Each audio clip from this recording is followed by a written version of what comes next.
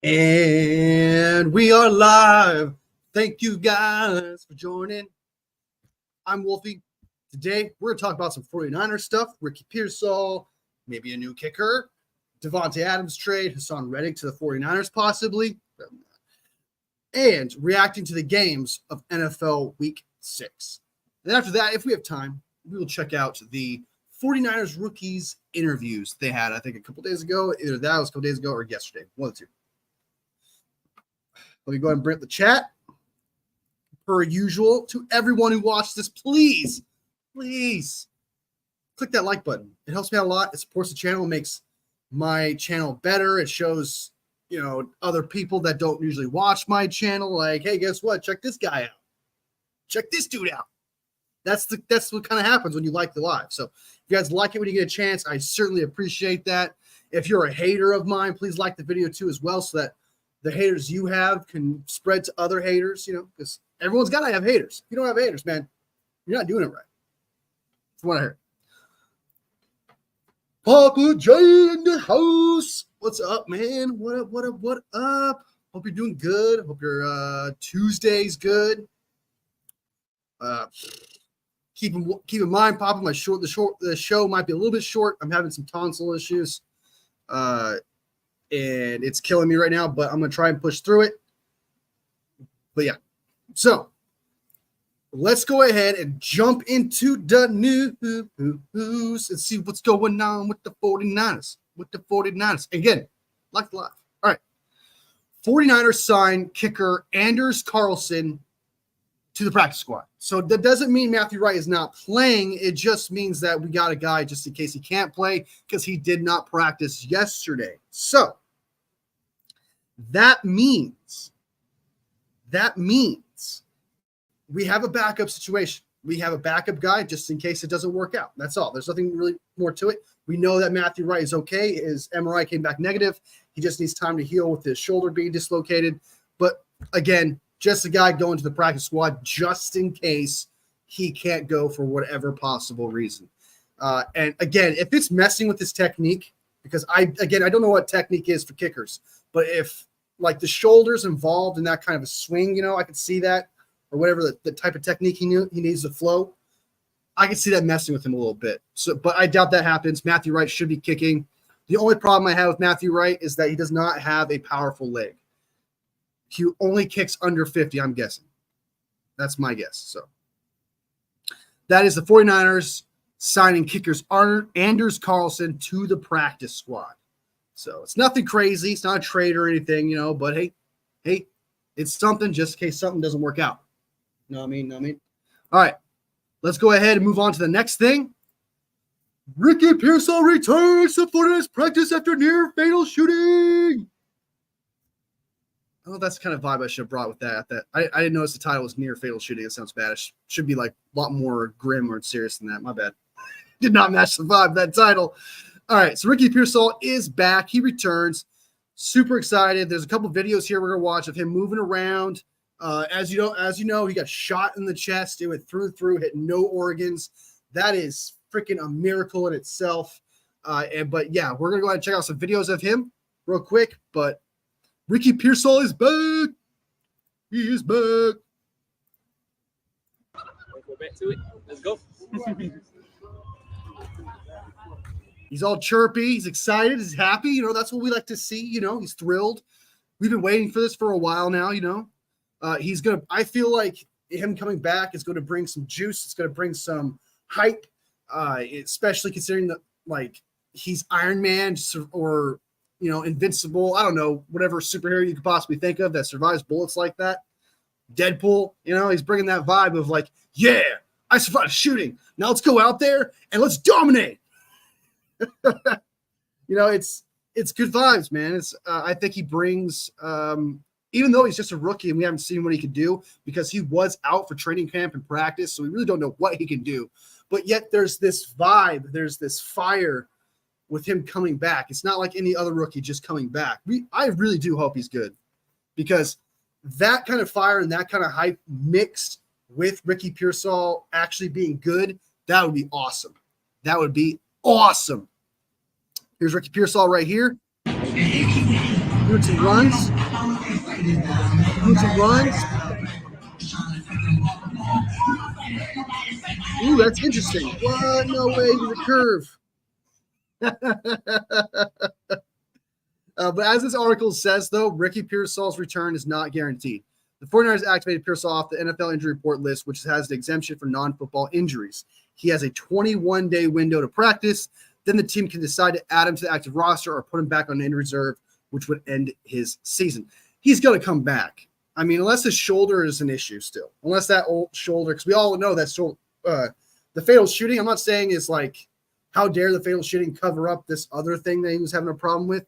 But before the fatal shooting, he was dealing with a shoulder injury that was nagging him consistently. It was supposed to heal quite like Christian McCaffrey's injury, but it didn't do that. And it's constantly popping out of his shoulder. So hopefully that's got fixed. That's no longer an issue, and that Ricky Pearsall is fully healthy. We're going to find out, because the last time I checked, he re-injured his shoulder. It popped back out when he went for a simple block. So we'll know soon if that shoulder is actually healed or not, because I'm expecting him to block again soon. I'm expecting him to put some contact towards that shoulder, so we'll know more about Ricky Pearsall's return. Because honestly, the shot to the chest, that is just a healing situation. It doesn't really, it affects him, yeah, but like it doesn't like affect him. It hurt his lungs, it didn't hurt his heart, it didn't do nothing like that. It just needed to heal, and it's healed. So it's really just the shoulder at this point. Is the shoulder okay? So I think I'm excited. I'm hyped. I don't think I've been more hyped to see a rookie come back from injury like this that I've never seen actually play for the team in a regular season game. But I'm actually hyped. I'm thrilled, man. So Ricky Pearsall, not guaranteed to come back, but he's coming back. And I wouldn't expect him to play against the Kansas City Chiefs. Wouldn't expect to play against the Cowboys. Then he gets a bye week after that, and then he plays the Bucs. So that's like 4 weeks from now. I think he comes back during the Bucs game, just because, like Brandon Ayuk and any other player that misses training camp or practice or regular season games up to the point where they come back, they need time to mesh with the quarterback, mesh with the offense, get back under their feet, take some hits here and there. It's going to take multiple weeks for Ricky Pearsall to get back to wherever he was prior to his shoulder injury. So if we could just, let's be excited, let's be hyped, but do not expect him to play against Kansas City. I don't expect him to play against the Cowboys, but we may see him either week 10 or week 11, because that's about the time frame which a player should get back to a shape. 4 weeks plus, somewhere around there. 4 weeks, 4 to 6 weeks. So that is Ricky Pearsall news. Next up, let's go ahead and look at some random things that are being tweeted about the 49ers. That's what we're going to do next. What are the tweets saying about the 49ers right now? The hype man, JJ, for the mic'd up situation. 49ers are back at it. Whoop, whoop. 49ers are signing kicker Anders. I think it's funny. His name's Anders. Just reminds me of like an 80s Bond villain or something. Anders Carlson to their practice squad, source says. Niners adding some insurance after Wright injured his shoulder. That's what we already talked about. What else happened here? Diamador Lenore wants to play offense. What does that say? SF Niners posted, can I get a jet sweep? No, we need to win games. We don't need to give you special treatment, all right? We're here to win games. I love the idea. I think it's fun. I think it's cool what the Lions are doing with their linemen and stuff, but, just stick to being corner. I'd appreciate that. Fred Warner on the Kansas City Chiefs. This is his response on the situation of the 49ers playing the Kansas City Chiefs October 20th. Jeez, what a game. So excited. The Chiefs are undefeated this year and still at top of their game. They still got 15 back there. I've yet to beat him. I have played against him maybe 4 times now, and I've yet to beat him. I think it's an important game for us to try and, what else do you say? To try and get over that hump and get the win. That's the vibe I felt. That's what I felt like he really wanted to stay in that situation. I think he really wanted to bring the energy, Like, they still got 15 back there. Also, I got like the not maintenance people, but the gardeners and stuff like that are like around my apartment are trimming the trees and shit. So you guys can probably hear it right now. If not, I love my echo cancellation and background cancellation. All right.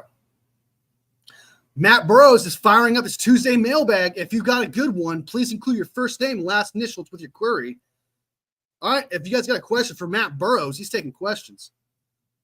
Best over teams this NFL season. 49ers are 4-2. Best under 4-2, 4-2, 4-1, 4-1. I don't understand what that means. I don't know betting. I don't get how that works. Drawing the Niners redemption. I don't know what that means either. Why are we talking about volleyball here? That's crazy. Sam Block, updated block spot NFL power rankings. They have the 49ers 6. I still think that's a little high. I think that's too high. You know what I mean? I think we still need to beat the Chiefs, maybe beat the Cowboys because we lost to the Cardinals and we lost to the Rams. Like, I mean, that is a huge drop off. That is pretty bad, dude. That is, and it wasn't even the top tier LA Rams team. It was their second tier team. Then we choked the Cardinals, who I think are better than people give them credit for, but they're not a top 10 team or even a top 15 team, I think. So I'm just saying we lost to bad competition. We beat teams we expected to beat. The Jets, Patriots. I guess the Seahawks is probably the one, but then again, the Seahawks were slowly getting exposed as frauds. So what is Seahawks really? I'm not buying the Kool-Aid yet. I don't think we're there yet. We need to beat the Chiefs, then I'll be like, okay. I think we deserve the 6th spot if that happens. But as of right now, it's just not a thing. It's just not a thing. ESPN has the 49ers 10th. I still don't think we're top 10. I think you got to put Falcons there instead. Maybe Falcons, then 49ers 11th, I would maybe. Seahawks, blah, blah, blah. Oh, I went too far. Okay, so that's everything. That's all the news on San Francisco 49ers. Is there anything else happening? Standout rookie relish in the tough challenge. That is Dominic Pooty, by the way.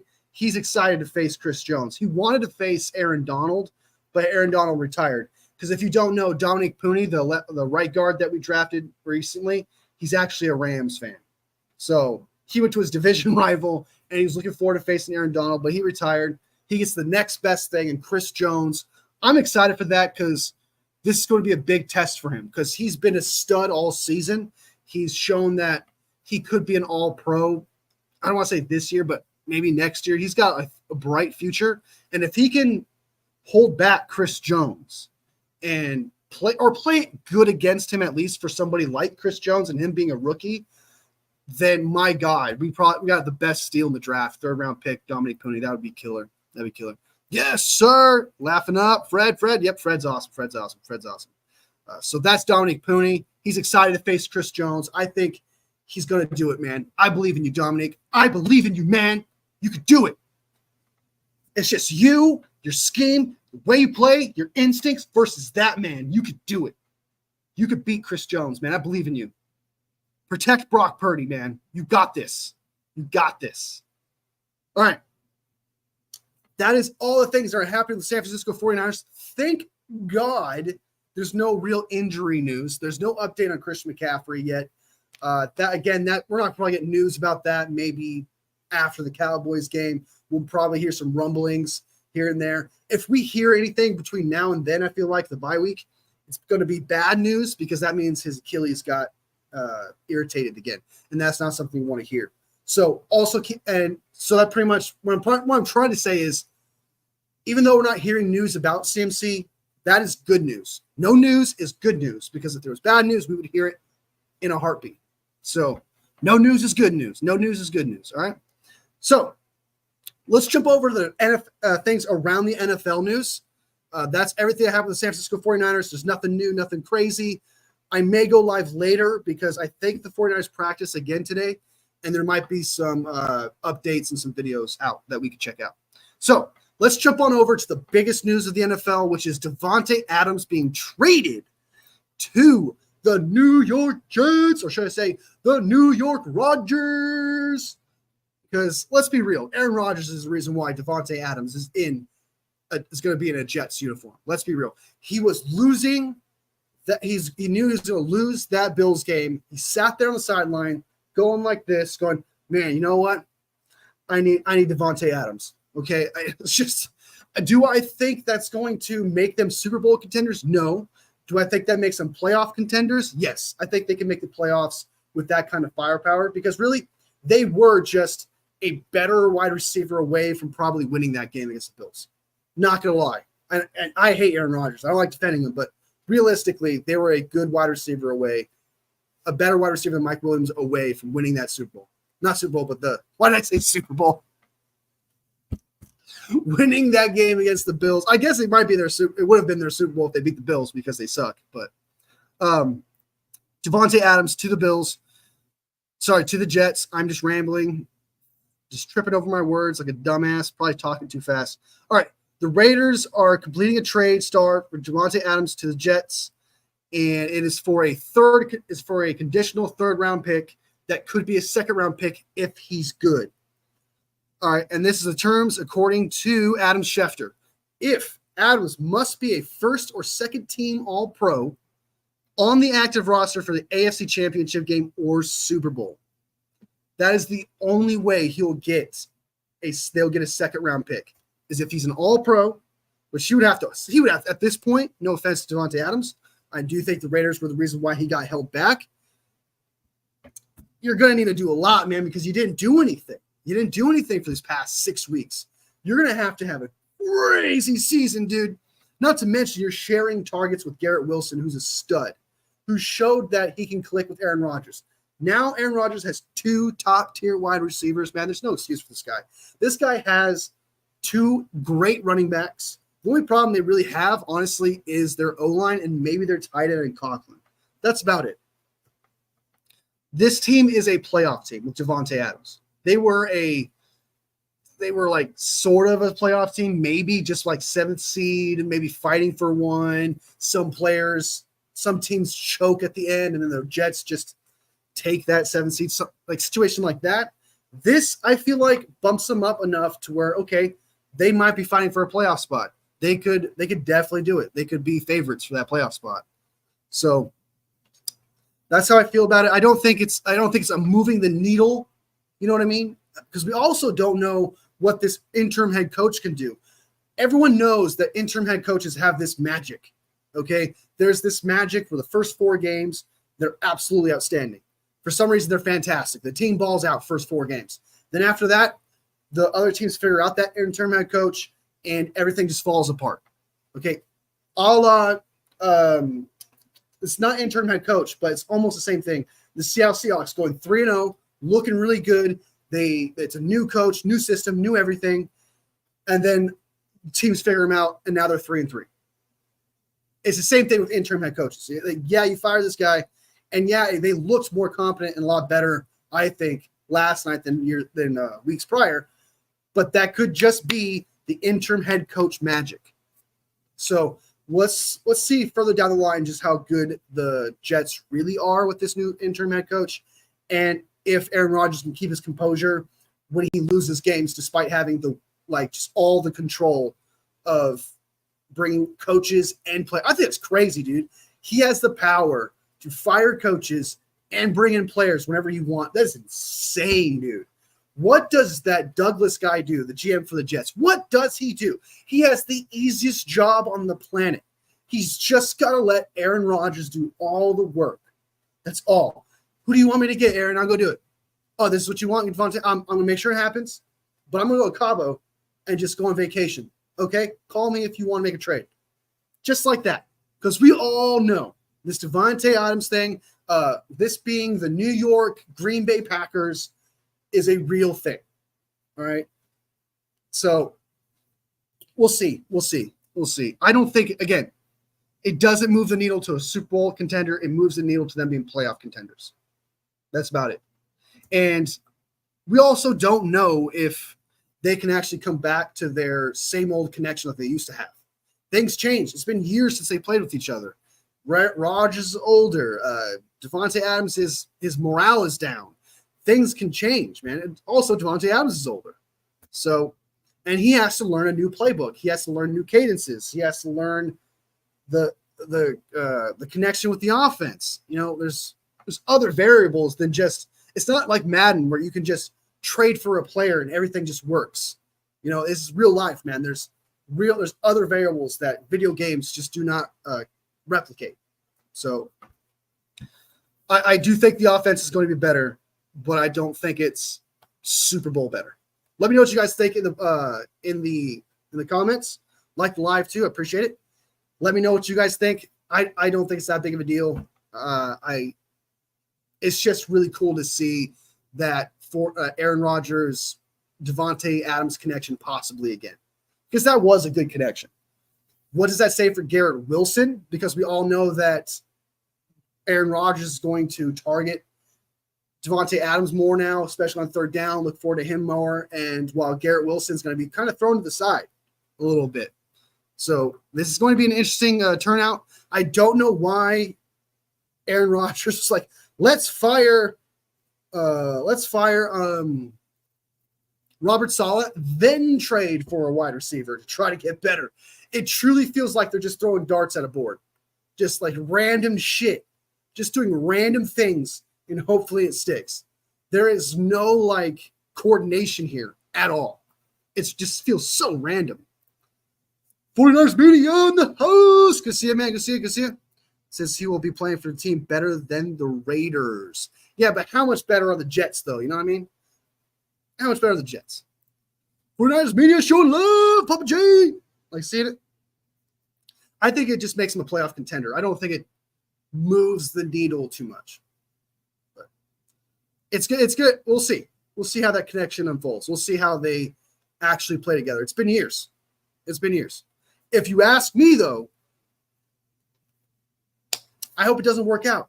I hope it doesn't work out. I don't like Aaron Rodgers with passion. So, and everyone who watches my channel knows that I hate Aaron Rodgers with passion. So I hope it doesn't work out. I hope they suck. I hope somehow this makes them worse. That's what I hope happens. I'm not gonna lie to you. I want the dumpster fire to continue to be a dumpster fire. I want the dumpster fire to turn into a wasteland management building turning on fire. I just want that to happen. But realistically, the way I look at it, it makes them a playoff contender. It does make them better. Like I can't lie to myself like that. Strawberry in the house. Good to see you, man. Good to see you. Good to see you. Good to see you. Fucking dude, I don't like him, bro. Don't like him, brother. I don't like him. But all right, so that's the new news on the Devante Adams trade. Let me know what you guys think. I'm not gonna keep repeating myself, but you guys totally get it. Let me know what you guys think. Truly, it's news. It's new, and it's the first trade of the 2024 season in season. So let's see what the 49ers do. Let's see what the 49ers do, which is my poor segue into the next conversation that we're going to have. How do you guys feel about us trading for Hassan Reddick? How do you guys feel about that? I mean, he doesn't have an agent right now. I don't think he has one. I think he's his own agent at this point. He's definitely not going back to the Eagles. I can't see that. I feel like once you get traded somewhere, getting traded back is just going to be awkward. And then the Jets are doing nothing with him. So he's got to do something. Like Reddick's got to be like, well, Jets, you screwed me over. Eagles screwed me over. My only choice is to play on this tag. Might as well go to a contender. That's how I look at it. Do I hate when it – but is there going to be animosity because of the past? Because Reddick – and the 49ers don't exactly have the greatest past in the world. However, if Richard Sherman can get over that, I think this dude can too. And I think we can as well. You know what I mean? We got some comments. I think Abs really helps this Jets offense as Rodgers helps the connection. Should open Wilson more. We'll see if he continues to go to Wilson, though. I feel like it's going to take away from Wilson than help Wilson. Seahawks made a trade with Jags before Adams trade. That nothing burger. I know what you mean. I kind of meant like big trade. It's kind of like blockbuster trade. It's kind of what I meant. My bad. I got to be more clear about that. I don't think it's going to help them with the Super Bowl, but I think it'll help them win some games. Yes, because I think the Bills game, they were just a better wide receiver away from winning that game. I think he wants to get paid a multi-year deal, so no, he has a new agent. Yeah, but if he's stuck in this hole and no one's going to want to take it, and then it turns out that that year just gets jumped into the next year, he's got to accept his fate. He's not going to get that contract. So I think we can possibly convince him, or his agency can convince him that, hey, the right thing to do here is to take whatever it is that's on the table for 1 year, and then after that, ball. Or, yeah, that's the only thing I can think of, because he's stuck. He's stuck. No one's going to give him that multi-year deal. He's stuck. He's got to accept some fates. He's got to accept that, hey, maybe I have to go to the 49ers, or, hey, I have to go to the Chiefs, something. I don't want that to happen, by the way. Do not let that happen. But I'm just saying, if I was Reddick, I'd be like, fine, then I trade me to a team that could win me a Super Bowl. You got it. Something's got to give. Something's got to give. It makes no sense. He wants a long-term contract, doesn't have the money for it. It's just, yeah. I would like it, but I don't. Let me be clear. I do not think it's going to happen. Would I want it to happen? Yes. Is this how it can happen? Yes. But I don't think it's going to happen. If I had him I would love him on the team. I think he would help our defense a lot. But what kind of player is he exactly? Is he still good? Has he been, as we all know, that practicing off the field somewhere else random is not the same as practicing with your teammates. So is he even the same player? There's so many questions. Like Hassan Reddick would have to give in to a few demands, and he would have to play with possibly someone he doesn't like. It's got some bad vibes to it, but if it magically happened, I wouldn't be against it. I'd be all for it. I don't think it'd be a culture fit. Yeah. That's another thing too, is like, I just don't know if he can get over that hump of all the history between him and the 49ers. So we need a D-tackle more than D-end. However, maybe they sign Evan Anderson to the 53-man squad, bring his post off the practice squad. I think we need a D-end more. I know I've seen a lot of people say that we need a D-tackle more than a D-end, but I kind of disagree with that. Like, maybe, like, you guys aren't going to like me for it, and I feel like you guys are, because based on 49ers Media's response and Strawberry's response, you're going to disagree with me, but I feel like D-end is way more of an issue. Like, Leonard Floyd has been a ghost, all right? I've barely seen Leonard Floyd. Robert Beal Jr., yeah, and then Gross Matos is out. It's like Samo is like the only good one we have.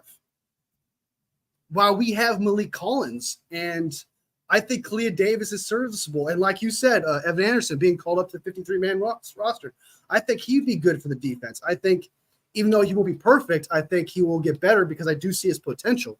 As for DN, though, I see no potential. I see no growth. The only thing I see is Samo, and that's it. Leonard Floyd, no. Robert Beal Jr., no. I think we need a DN. That's what I think we need. I don't know why people think we need a D-tackle. We like comment on 1 year big contract. Something I know it won't. I know it wouldn't happen, but if it did, I wouldn't be against it. Has to be signed to the roster, anyways, if they want to elevate him again. Yep. Our D-Tep is cooked after Hargrave went down.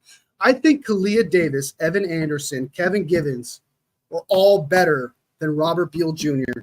and currently, right now, Leonard Floyd. We are really thin at D-tackle. I do agree we're thin at that, but we're also thin at DN. Who would we cut to make room for Reddick or for some? I would cut Beal Jr. at this point. He's shown nothing. He's shown nothing. Who else we got? Ronnie Bell can go, man. That dude is. We don't need Ronnie Bell. I would cut Ronnie Bell right now for Hassan Reddick in a heartbeat. Heartbeat. I would have to think about it. You know, one of the trash offensive linemen we got that's not doing anything. What else? Who else would I cut? possibly. At this point, Yadam. Yadam's been ass, and not in a good way. Yadam's been terrible. Beal, maybe. Yeah, I would easily trade Hassan Reddick and then trade Beal Jr. to them in a heartbeat. I would do it. If he agreed to a 1-year deal, being like, hey, just take it and then try to win a ring. But I don't think that would happen. But has been a pressure, but everyone wants to see sacks. Well, because that's what you hired him to do, is to get some sacks. You hired him to make more than just pressures. You hired him to be a certain guy. You hired him to be a starter. I understand that pressures are good, right? But when you're facing great quarterbacks, elite quarterbacks such as Patrick Mahomes, those pressures don't do much. You need to get on him. You need to touch him. You need to grab him. You need to pull him to the ground. We need to see more. Pressure is good against Geno Smith. Pressure is good against Jacoby Brissett. Pressure is good, maybe even against Kyler Murray, obviously from what we saw. And Kyler Murray even threw an epic 4th down pass while he's being tackled. Who else? At this point, not even Aaron Rodgers, I don't even think. So I know sacks are not everything, but they're a level of something. They do mean something. Pressures are great because they do something. But when you got an elite quarterback, they know how to handle that pressure. They know what's going on around them. So you need to get in there. You need to touch that guy. You need to pull him down. We need to get to the quarterback. Because sacks, yes, aren't everything. Touchdowns aren't everything either. So, it's just like, what does it mean though? What does the level of that mean? And sacks against great quarterbacks means something. Elite quarterbacks against them means something. Pressures is just a bottom tier talent of getting sacks. Are you just a guy who gets pressures? Or are you guys who gets pressures and sacks? Are you being able to hit home? Or are you not being able to hit home? Are you only getting to third base? Or are you getting the home run? Are you Ohtani? Or are you some guy who barely hits home runs? Anderson on the practice squad, though, so agree we need to have him. I don't know why we don't just call him up. I mean, let's just – I really believe in this draft class. I love this draft class a lot, to the point where I think we should just I agree with you, Strawberry. We should just call him up, have him on the team, and develop him. I think he could be something. I think he could be DJ Jones. I know that we've been saying that for years since he left, being like, this is the next DJ Jones. But I actually see it in this guy. I do. 14 pressures game is insane, but he doesn't have sacks. Sacks are not everything, though. Trade Beal to Philadelphia Bulldogs. Something, dude. I need to see something from Floyd, Beal Jr. I thought Beal Jr. was actually going to be good. I'm not going to lie. I think that's one thing that's one of my predictions that's gone poorly. Is I actually thought Beal – I drank the Kool-Aid, man. I thought Beal Jr. was going to be something. I drank the Kool-Aid. I did not pay attention to the signs, the fact that he was the second D-end in college to Trayvon Walker, and he barely got any snaps. Pearsall probably won't play after the bye week anyways. Yeah, that's what I heard. That's why I hope so. Not hope. I hope that he's good enough, and he's so dope and so great that he plays against Kansas City Chiefs, has a 100-yard game plus. That would be awesome. But I have that same prediction. I don't think just like because we've got to keep in mind, he had that shoulder injury. I already said this earlier, so I'll try to shrink this down. He had that shoulder injury, and he already missed practice, training camp, preseason, all that already. Ayuk did the same thing, and he came back, and he wasn't the same player. It's going to take some weeks for him to come back. Same thing for Pearsall, especially since he's a rookie. I'd be so shocked, incredibly shocked, if he manages to just be a great receiver right off the bat. That would be crazy praise, dude. Crazy praise. This draft class has been insane. I know, dude. They've been usually it's just 2 or 3 for the 49ers, but all of them. I think the only one that hasn't, no, we lost Kingston. That's right. Who do we draft that's not the only one outside of Pearsall, because we haven't seen him yet? So take away Pearsall. We haven't seen enough from Garendo, I don't think, even though I like his potential. He's clutch. He's got a clutch trait. Garendo's got a clutch trait. He doesn't play good throughout the game, I don't think, but then he always, just like in the preseason, had that one long run for almost a touchdown. Same thing. He has that clutch run. He's got a clutch trait. Cowing, haven't seen enough from Cowing. He's been slipping a little bit. So I guess out of those two, haven't seen enough from Cowing. I'm trying to think of DNY. I've seen more from Evan Anderson. Yeah. This draft class is insane. This draft class is insane. I've been saying this for the best draft class we've had in years. I would go as far as to say the best. Yeah, dude. I mean, if right now we're looking at 1, 2, 3, 4, 5, 6, 7 to 8 potential steals in this draft. 8 starters potentially, dude. 7 or 8. Exactly. He needs a few weeks of practice before he can get off the field. Yeah, Cowing, haven't seen him. I know. I'm sorry, 49. I mean, I know he's your guy, man. I want to see him too, brother. I want to see him too so badly, dude. He's got that potential, man. I don't know what's holding him back. I don't know what's Brock Purdy like making him want to throw to Ronnie Bell over Jacob Cowing. I haven't seen them bowl. I haven't seen Jacob Cowing on the field yet, I don't think. Has he ran a route yet? I don't think he's even ran a route yet. Now, think about it. Grendo is never going to be a tackle breaker like Mason, but he can hit the hole and he's gone. He had a couple solid runs before the 76-yarder. Yeah, he had some solid runs. He seems to – I keep saying this. He has predictable runs where he rarely takes the outside. I think I saw him take the outside one time, but he always takes that last gap before he goes every single time. It's that same gap, but he gets 5 yards. You know, he gets something out of it. But I'm waiting for that. I'm waiting for that game. You know what I mean? I'm waiting for that oomph, that like, oh my God, did you see that run? Oh my God, did you see that run? Like, I want to like really, truly wait for that game. And I understand that's going to be hard for him with Jordan Mason be up front. But if he can show 5 good runs that are like 10 yards or whatever in one game, that's what I'm waiting for. That's what I want to see. And if that happens, dude, I'll be so ecstatic because I'm not going to lie to you. I kind of thought Garendo was going to be just straight up bad this year. All right. I was like, okay, he needs a year of development. He's raw as shit. He's got the size. He's got the speed. But can he do it? I thought he needed more of a year, but he's proven me wrong. He's showing a lot more potential than I thought. Do I think he's actually great and fantastic? No. But just like who said that? Strawberry says he's never going to be that backbreaker. He's never going to be that guy. But I it's possible, man. He might have it. It's possible. Has gotten better week by week. I thought he looked better on Thursday than any other previous game. Yes, he did. He did. And that clutch run at the end, yeah. Yeah, that clutch run at the end. He's got potential, man. He's got potential. Letting a running back sit is dumb. You need the playing time to improve. It depends on how many running backs you got, though. Like, I kind of thought, like, P. Taylor was going to take that second spot. So, like, I could see you switching between 1 and 2 running backs, but it's very rare you get to your third running back. You know what I mean? So I thought, like, P. Taylor was going to take it over Mason, especially if I expected CMC to come back. So I didn't expect Garendo to see playing time. I thought he was just going to be the 4th running back on the roster. Just wasn't going to happen, I didn't think. So, but yeah, and I don't think letting a running back sit is entirely dumb. I disagree with that sentiment. I think just like any other position, you don't just throw a guy in there.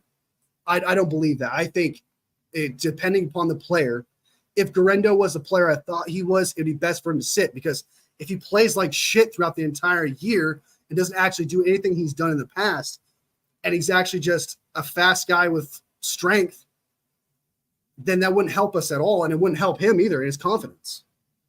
I think there's a true benefit to sitting, learning behind CMC and Mason. I think Mason, even though a lot of people wanted him to play, I think him sitting helped him a lot. I think it helped him become the player that he is right now. I truly believe that. I don't think he would be the player right now. I think he would be beat up a little bit. I think he would lose some of his life by now if we played him as much as everyone else wanted him to play him. Right now, we got a fully healthy, fresh Mason who's barely saw any time, but yet now is dominating. I like it. I like what's happening.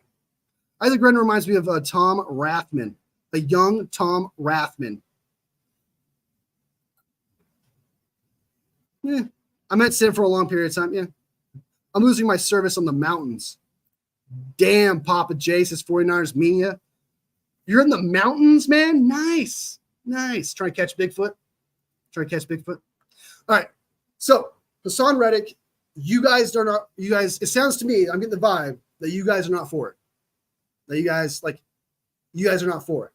I'm for it. I think if there is a mutual agreement, and there is, I'm for it. If there's a mutual agreement, like, hey, 1-year deal, you come on us, you just shut the fuck up and say nothing and just play your game, and then hopefully win you a Super Bowl and then get out of here. Okay. Like that kind of mutual agreement. That's how I see it. But Mira says, LOL. Strawberry says, I'm okay with it. All right, you're okay with it. But you'd be cautious, right? Like you'd be like, I don't know. There is that little I don't know there. There is that he could be a cancer. He could be a problem. Oh my God, I do too. But Max Crosby has the same. Max Crosby carries the same hate that he has for the Kansas City Chiefs for the 49ers. He does not like the 49ers. He hates the 49ers. So I would love that, but I feel like it's the same boat with like Hassan Reddick, which you guys were about, like that drama thing. Would Max Crosby like playing for the 49ers? Because from what I remember, he's not exactly the biggest fan of the 49ers. Oh my God, dude. Okay. Max Crosby, Myles Garrett would be fantastic. But Myles Garrett would definitely be more on board for sure. I think Myles Garrett would be like, yes, I'm going to a contender and I'm done with this shit. I'm done with the Browns. No pun intended. I'm done with this shit. I bet he'd be so happy, dude. I would be, oh my God, him next to Nick Bosa. Oh, dude. Trade your first-round picks now, dude. Here are 2 first-round draft picks and a second. Give me Myles Garrett. Dude, I would be so happy, man. I would be so ecstatic. I'm not going to lie. I should be more excited about Max Crosby because I think right now Max Crosby is way more of a game changer over Myles Garrett, in my opinion. You guys may disagree with that. But I just think Max Crosby doesn't like the 49ers, so I think he would – I think there would be some reluctancy. I think there would be time to gel with the team considering that. While Myles Garrett, I don't think has any animosity towards 49ers. I think he would love it. I think he'd be ecstatic. We would love to have him. That would be great. However, if the Browns move on from Myles Garrett, I'd be shocked. We will likely get we'll probably get like a piece that's like realistically, we'll probably trade for a player who's like turning out to be a bust, and hopefully we can fix some kind of type deal.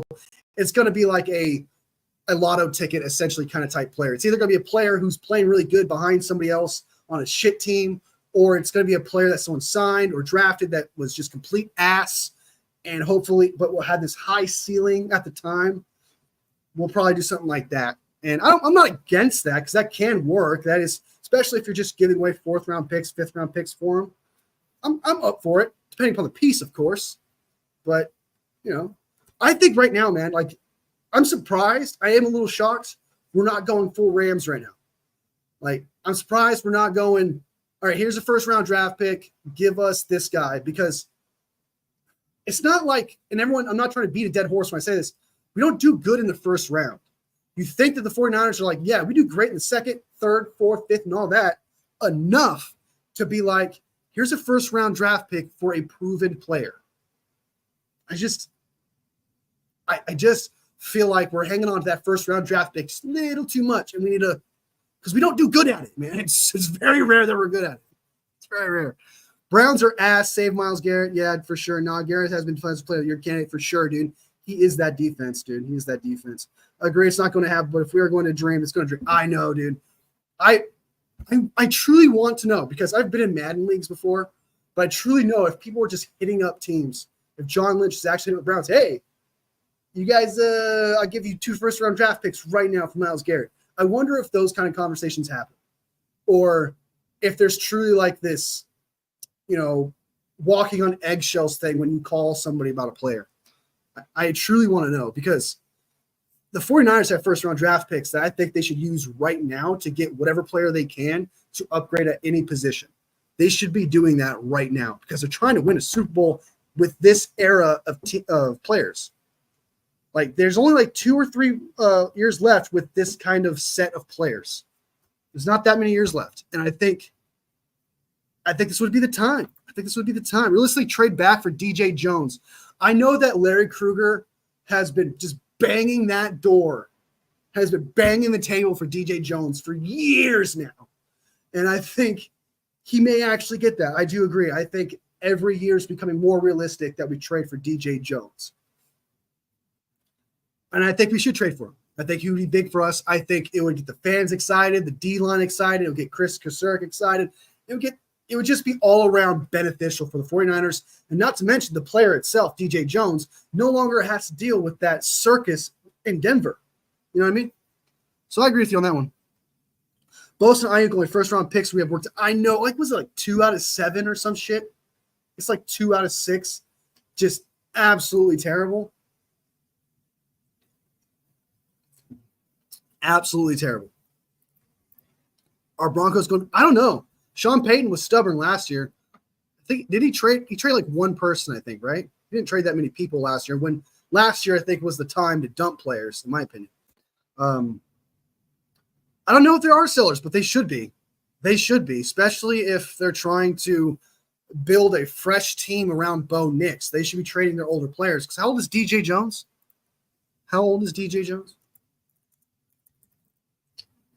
29 years old. You know, Bo Nix, your new fresh quarterback. I think it's time for them to start rebuilding. I think we should trade for him too. What do you think is the price for DJ Jones? Like, what would you give up? Like, I'd give up a fourth. That's expensive, I think, for a play like that. But I would do it because it's just like you guys said, like we need a D tackle. I do think that D end is more of a concern than D tackle, but there is a concern at D tackle for sure. And I think DJ Jones next to Malik Collins would just be insane. I think that would be great. I think that would be super beneficial to the team.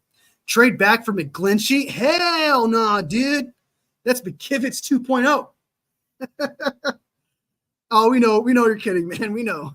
but seriously, we're not. No. Their offense is ass, but their defense is legit and winning them games. Yeah, for sure. Kidding. I know. Yeah. All right, so that's how I feel about the Hassan Reddick trade. Also, I want to talk about this real quick. How do you guys feel about Larry Krueger? I don't know if you guys watch him or not, or consistently or whatever, but he's been banging the table for Tutu Atwell all year. Like all year, every week. I want Tutu Atwell. It's like he doesn't know that teams don't trade usually with division rivals. Why would the Rams help us?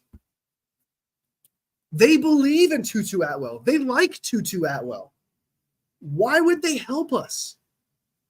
The reason why Jahan Dotson went to the Eagles is because they knew he sucked. They knew he wasn't good. Why would they trade us a player to help us? I don't see how that happens, dude. Yeah, Rams want to do that. I say no, yeah. We have speed we aren't using. Yeah, we have Jacob Cowan. Not using him, for sure. He is supposed to be Tutu Atwell, right? Pearsall's actually fast, too. So he's coming back, so we'll have speed there. Ayuk's not the fastest, but he does have deep route speed. So if once Ayuk – I know Ayuk had that 100-yard game, but then the next week he wasn't that guy, so he's kind of getting back. We're just waiting for that consistency from Ayuk before we can actually say he's back. Just need that consistency. Next up, Jacob Cowan's got the speed. Pearsall's got the speed. We may have that speed we're looking for. It may be coming.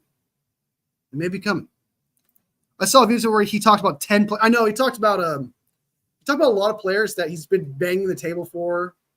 I didn't watch all of them, but I'm going to guess. I know for a fact he asked for DJ Jones. I know for a fact he asked for Tutu Atwell. I'm sure he brought up Hassan Reddick. Did he bring up Mike Williams because they traded for Devante Adams? I'm sure that was probably one of them too. I'm sure that was one of them. Even if Rams did do it, I'm not wasting capital on another speed guy that isn't being used. Yeah. And they had Terrence Marshall on the practice. Yeah, we had Terrence Marshall on the practice squad. We do, yeah. We have him. So I think we should bring him up. I'm still shocked. That we haven't brought him up over Ronnie Bell. He must not be good. like if he showed any flash at all, I would only imagine they would call him up and bring Ronnie Bell down because there's nobody else that's clamoring for Ronnie Bell. No one else is clamoring for a receiver for their team for their quarterback to throw him the ball at the end of the game for him to drop it. No one's clamoring for that. No, he brought up Trey Hendrickson. Didn't they just re-sign him? Didn't they just give him like a, or is that somebody else I'm thinking of? Trey Hendrickson. Contract. I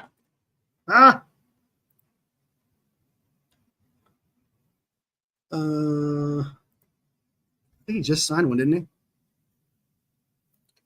No, I don't think he did. No, he did not. He did? He signed an extension last year.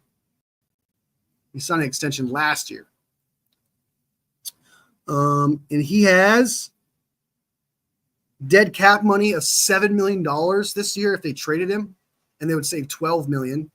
But then the year after that, they would save $16 million. So I guess they could trade him, but they would have to accept the dead cap hit. I mean, that's not impossible. That's not impossible. Like, I don't think they would. No. Isn't that the dude that's on the Giants? Isn't he on the Giants? Aziz Al-Zari or whatever his name is? Am I tripping? He's on the Giants. What's his stats? Always had 2 sacks before combination. I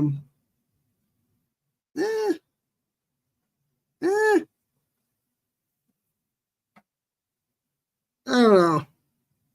Isn't he just a linebacker, though? Isn't he just a linebacker? Like, not a pass rusher? Because I don't think we need a linebacker. I think the problem with the 49ers is they keep playing Devondre Campbell. I don't think it's a linebacker issue.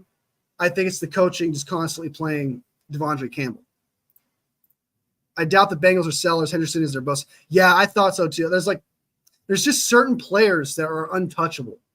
And Trey Hendrickson is a beloved player on the Bengals. I wouldn't be shocked if the Bengals are like we're never trading him, period, just because, like you said, is their Bosa. He's their franchise guy, sells jerseys. He's a great guy off the field, haven't heard anything bad about him. There's just certain players that are just cornerstones that will never be traded, such as, like, it would be great to have Myles Garrett, but they would never trade Myles Garrett. If they did, he's worth whatever it is they're trading for. He's worth it. So there's just certain players that Larry Krueger likes to bring up. I'm not trying to criticize Larry Krueger, but this is just something I'm sure everyone agrees with, is that when he talks about trade targets, he talks about things that are impossible, like that seem impossible, not even possible trade targets. They're impossible trade targets, such as Tutu Atwell, like you said, Trey Hendrickson, things like that. Aziz Al-Jawari is young, and I can see them wanting to keep that guy because he's not bad. They're not going to just dump a guy who's young on and be like, okay, let's just get rid of him because our team is bad this year. No, if he was older, like 29 plus or whatever, or he was a disgruntled player and he demanded a trade, sure. But they're not just going to trade a young player that they like who's making plays just because they're having a bad year this year. There are just certain players that are untouchable just because of the situation. And I think now that I think about it, Aziz Al-Jawari is just not going to get traded. I don't think Trey Hendrickson gets traded, thanks to Strawberry convincing me there. There's just certain players like Tutu Atwell. That one, I'm getting tired of hearing that one. Yeah, he's on the Giants, but they have tons of depth on their D-line. He's the type of player who would build around on D-line. Yeah, Giants run a 3-4 defense, so he would be a DN for us. Yeah. Well, that's something. That's what I think we need. So that works out. Because his size is like what? He's 6'3", 240. That's fringe. It's fringe DN. I agree with that. So yeah, I'm not against trading for these players that he brings up. They're just not possible.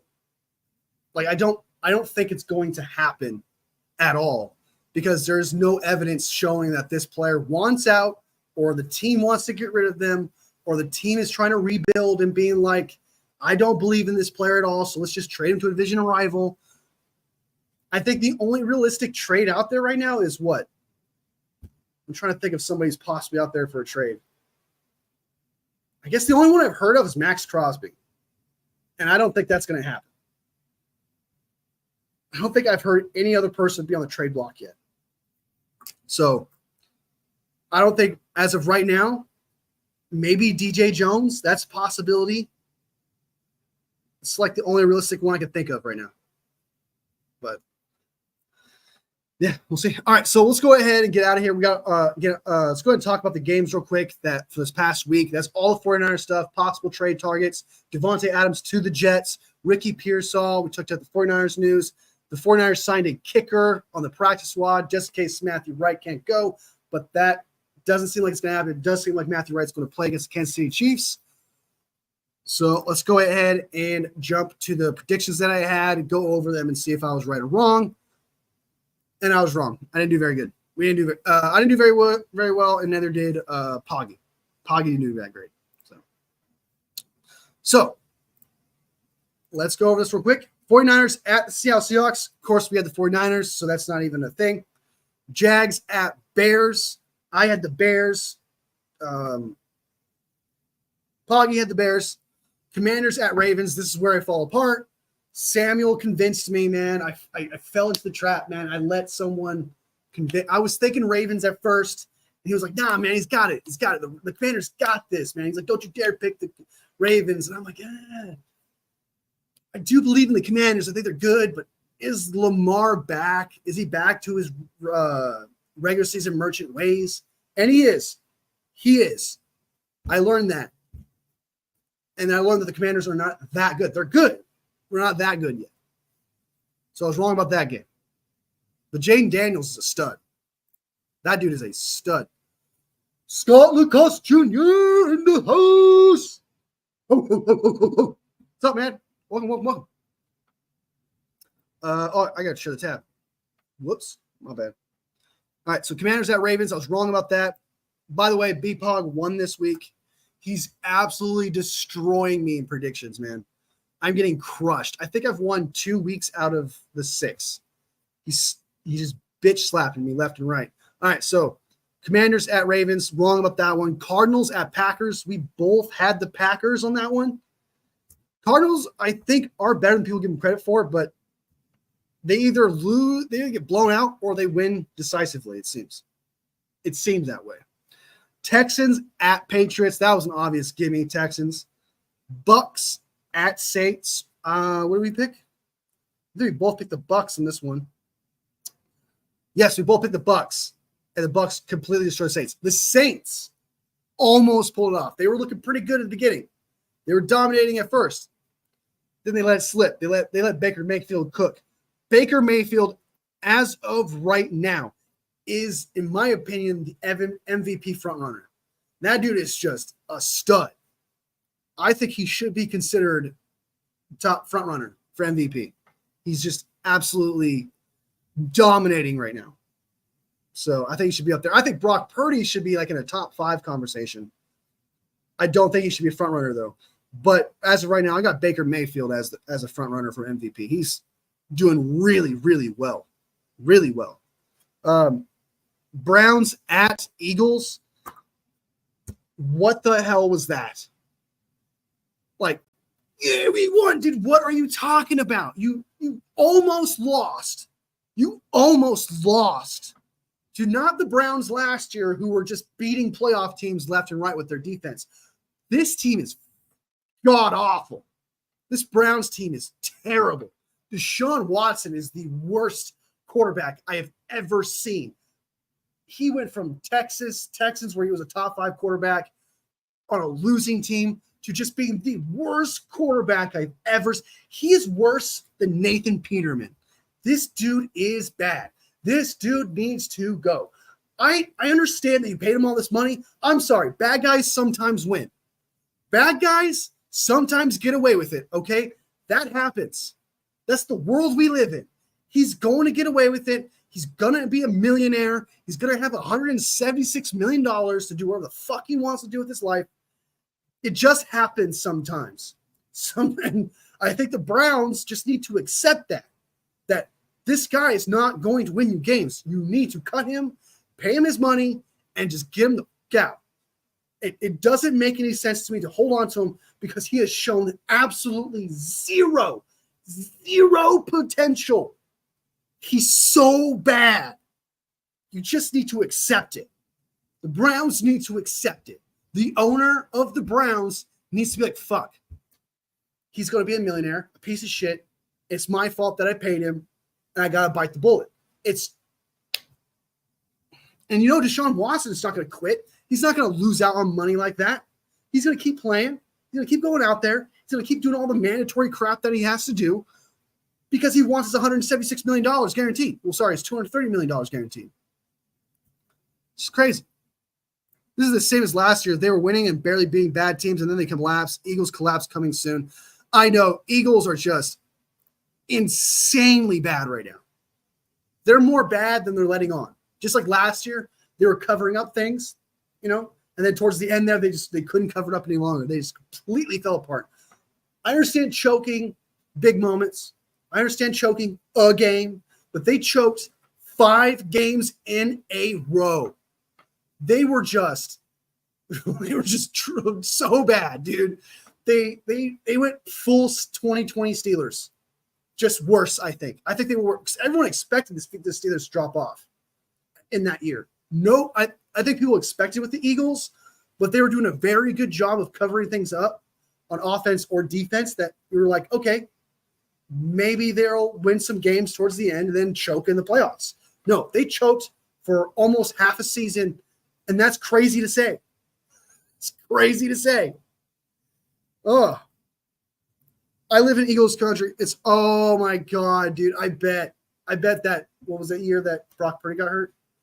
2022 season, end of 2022 season, man. I'm sorry you had to go through that. This is justice, man, for you. This is justice for you, man. I bet you're fucking happy, dude. I bet you're happy, man. Being in enemy territory, man, can be a game changer for some. I used to live in Washington State, division rival to the South Seahawks. It was unbearable. It's rough being in enemy territory. It's rough. But when they suck, it's fantastic. Also, one last thing real quick. Eagles head coach Nick Sirianni is a bum. Absolute bum. Who talks shit to the people who pay for your fucking paycheck? Who talks shit to their own fan base? You like that? You like that? I'm the best. You suck. Like, what? You're a bitch and I'm not. The fuck, dude? Who does that, dude? I don't care what they were chanting, dog. You were losing to the Browns. The Browns. And then you win by 4 points. And then you're like, yeah, dude, yeah. Like, that's like you being a high schooler and going up to a kindergartner and just kick him in the face and be like, yeah, I'm strong. Like, yeah, I told you I could win a fight to one of their friends in high school. That's literally what happened. This guy was like, bro, you're weak. You can't beat nobody, bro. You can't fight with shit. Oh, yeah? Watch me beat the shit out of this guy. Walks over to a 5-year-old and just punts him off a bridge. That's what it was. You were flexing, beating the crap out of a 5-year-old. That's essentially what happened there. Crazy, dude. He's the definition of a jabroni. Yeah, I agree, dude. Dude's a bum. I wouldn't be shocked. He might be the first head coach. This might not happen. But if it does, he would be probably the first head coach to be fired after winning a game. It could be any game throughout this year. He could be the first head coach to be fired after winning a game. But I can tell you what, though, he is one bad loss away from being completely fired. The dude looks like he's going, no offense to Britney Spears here, to people who care about Britney Spears, but it sounds to me he's going down a Britney Spears mental breakdown. Shaves his head, dude, and he looks psycho, dude. He looks fucking psycho. He's like, yeah, I'm just glad that we got the win. My kid, fucking come here. Yeah, I'm so excited. Like, he looks crazy, dude. He looks insane. I kind of want him to keep running down the Twitter and repeat something, right? It's a sideshow, dude. It's a sideshow. All right, so let's move on from that game. There's nothing to flex about with that game. the fact that you didn't dominate this team says a lot more in a bad way about you. I swear. Colts at Titans. This was closer than I thought, but you could definitely count on Will Levis choking the game for you since this was suspected. We both had the Colts, so we're good there. Chargers at Bears. I picked the Broncos. Sorry, not Bears, Broncos. I picked the Broncos, dude. Why did I do that, man? Why did I pick the Broncos, dude? Why did I pick the Broncos? It's like the moment, because like right when I almost got it too, because right when Jim Harbaugh shit his pants and he had to go back and change his pants or whatever, they came back, they almost choked that lead. So I almost got it, but God, I should not. Why did I bet on the Broncos? Like, just because they beat the Raiders, I should be like, yeah, go Broncos. Why did I do that? So dumb. So dumb. All right, so I was wrong about that, and we only disagreed on 3 games, so he won best 2 out of 3, regardless at this point. 32-13 Raiders. That's how bad the Raiders are. The Steelers are scoring 30-plus points. There's literally a stigma with the Steelers right now. If you score 20-plus points, you win that game, and the game is over. But here we are, the Raiders breaking trend and being like, guess what? Score 30 on us. That's crazy, dude. That's crazy. Falcons at Panthers. What's Eagles fans deserve? Yeah, I know. Especially, hey, they've been kind of falling apart and being shit ever since that fan ate horse shit at their Super Bowl parade. I'm just saying, is it coincidence that an Eagles fan consumes horse shit and they start playing like horse shit? I don't know. Man, just about every QB that Colin said he was taking over Brock Purdy play like ass. I know, dude. I thought about making a video on it. I thought about it, but I was like, you know what? That guy doesn't deserve attention because that still spreads his bullshit. But I saw that too. Bo Nix, just because he dominated, literally is right after they dominated Raiders. Bo Nix is better than Brock Purdy. Oh my God, dude. If that isn't rage bait, if that isn't like full on deny, if that isn't just straight up bad and all, no matter how you look at it, it's bad.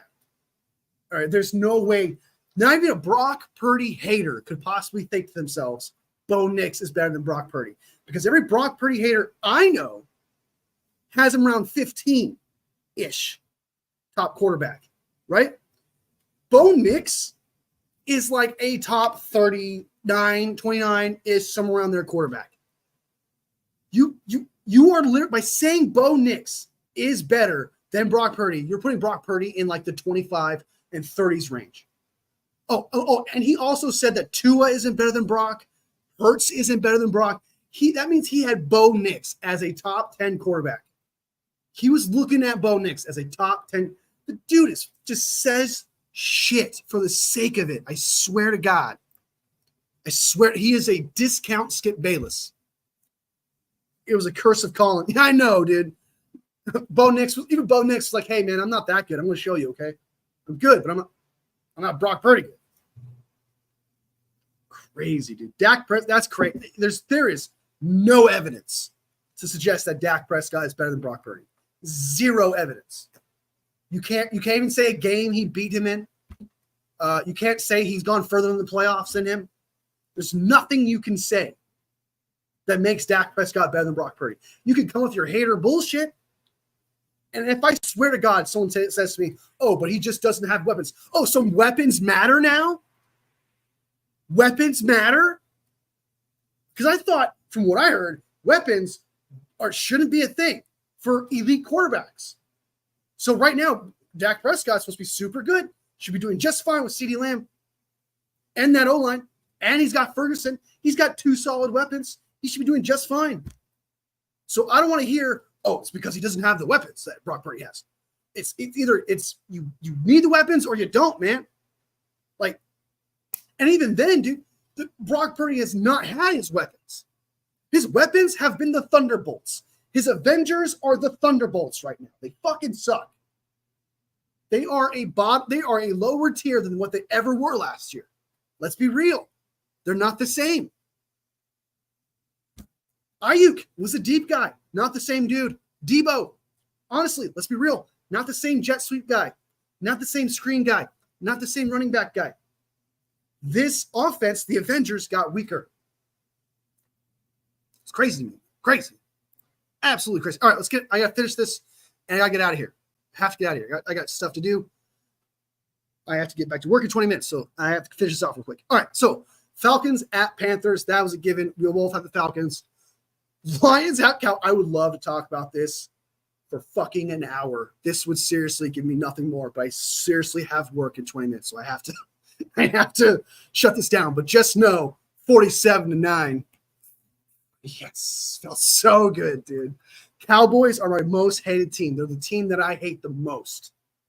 Truly despise that team. It's up there with my hate of Aaron Rodgers. It's almost that same tier. It truly is. All right, so moving on from that awesome, awesome game that I should watch on repeat every day. Bengals at Giants. That game was fucking boring, dude. Oh my God. That deserves an award, man. That if there is an award for most, like, you know how there's an award for like worst movie? I can't seem to think of it right now. There's like an award for worst movie, worst actor, worst whatever that year. I can't think of it right now. There should be like that for worst sports game.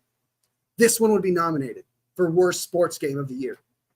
Of any kind. Basketball, baseball, you name it, cricket, whatever you like, tennis, okay?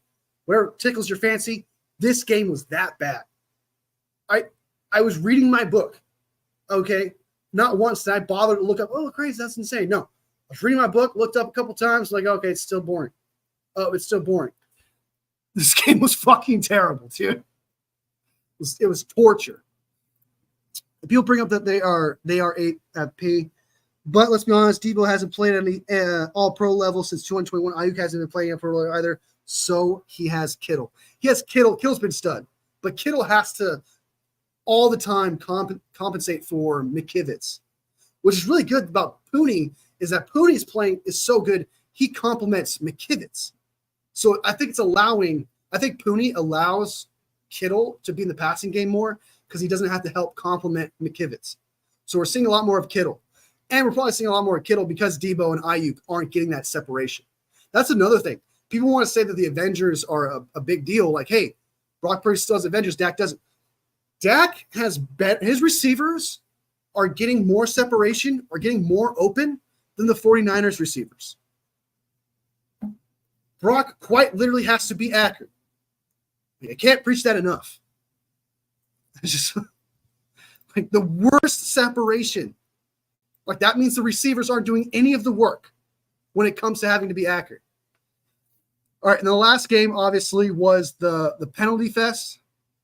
That game was crazy. I'm not gonna say too much about it, but the Jets versus the Bills. I mean, there was more ref time on TV time than there was actual players. I'm not kidding.